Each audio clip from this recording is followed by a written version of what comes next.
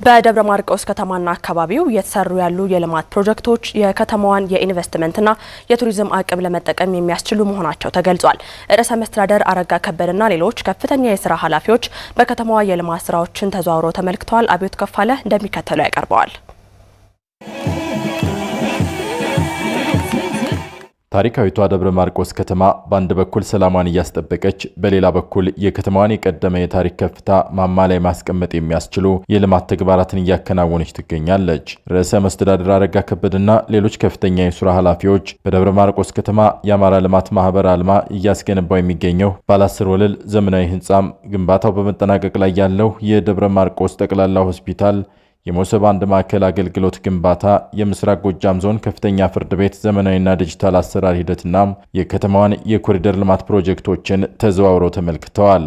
የደብረ ማርቆስ ከተማ አስተዳደርና ህዝብ ሰላሙን እያስጠበቁ ከተማዋን ለነዋሪዎቿ ምቹ የሚያደርጉና እድገቷን የሚያፋጥኑ ተግባራትን በቅንጅት እየፈጸሙ መሆኑን የከተማ አስተዳደሩ ተቀዳሚ ምክትል ከንቲባ ተሾመ ዋለ ገልጸዋል። በአሁኑ ሰዓት ደብረ ማርቆስ ፍጹም ሰላም በሚባል ደረጃ ላይ ነው ያለ። ህብረተሰቡ ወጥቶ ገብቶ በአግባቡ ሰርቶ የሚኖርበት ሁኔታ ተፈጥሯል ማለት ነው። ትልቁ ነገር የህብረተሰቡ ተሳትፎ ነው። ህብረተሰቡ ቅን ነው። ህብረተሰቡ ልማትን ይፈልጋል።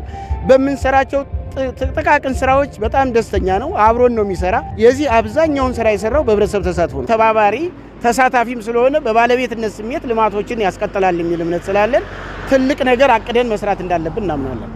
ከተማዋን የቱሪዝምና ኢንቨስትመንት ማዕከል ለማድረግ የተጀመሩ ስራዎች ተጠናክረው እንደሚቀጥሉም ተቀዳሚ ምክትል ከንቲባው ገልጸዋል። አሁንም ሰርተናል ብለን አናምንም። ከዚህ በላይ ስራ እንደሚጠይቅ እናውቃለን። በአጠቃላይ አሁን የተሰራሩ ስራዎች ለደብረ ማርቆስ መጀመሪያ እንጂ ለምታለች ማርቆስ ብለን የምናገርበት አንደበት የለንም። ከዚህ በላይ ስራ ይጠይቃል። ከዚህ በላይ አመራር ይጠይቃል ማለት ነውና አሁን ያሉት አጠቃላይ በኢኮኖሚያዊ እድገት ላይ ማህበራዊ ብልጽግና ላይ እና የቴክኖሎጂ ሽግግር ላይ የምንሰራቸውን ስራዎች ማሳለጥ ያስፈልገናል። ያገኘነውን ሰላም ካጸናና ሀብታችንን መጠቀም ከቻል ቀደምት እንደምትሆን ምንም ጥርጥር የለንም። ደብረ ማርቆስ የደብረ ማርቆስ ንጉሥ ተክለ ሃይማኖት አውሮፕላን ማረፊያ ግንባታው ተጠናቆ ወደ ስራ መግባቱም የከተማዋና አካባቢውን የቱሪዝምና ኢንቨስትመንት ዘርፍ የበለጠ እንደሚያነቃቃውና ይህን ታሳቢ በማድረግም ቅድመ ዝግጅት ተደርጎ ወደ ስራ መገባቱን ተቀዳሚ ምክትል ከንቲባው ተናግረዋል።